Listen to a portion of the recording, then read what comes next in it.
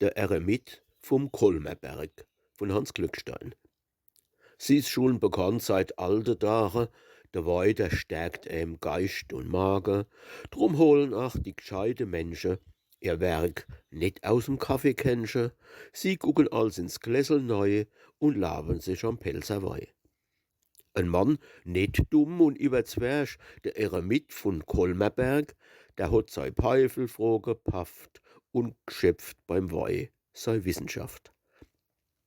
Sei Bibel hat er schön gelesen, ist gottesfürchtig, fromm gewesen und warum ebbes nicht ganz klar, der Weih der Schlüssel war davor. Da sind ihm die Gedanken geflossen, als wär ihm Licht ins Hirn gegossen.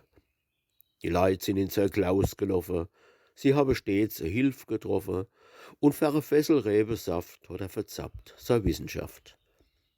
So hat er's jahrelang getrieben, ist bei Gebet und Weih geblieben. Auf einmal, mittendrin im Segen, da hat er auf der Nas gelegen. Kein Weih, kein Supp, kein Kräutertee hat'n gerett aus all seinem Weh. Kein Bete und kein lamme Tiere hat geholfen, den Mann kuriere. Da hat er gefühlt im Leid im Große, ich glaub, ich hab zu viel geblose. Er hat gebet aus Herzensgrund, du lieber Gott, gell, machst mich gesund, und ich versprech das hoch und schwer, ich trink dennoch kein Tropfen mehr. Da war sein Herz voll Lebensmut, drauf hat er geschlafen, fest und gut. Am anderen Tag, als Geschenk von Gott, da war er munter wie ein Grott.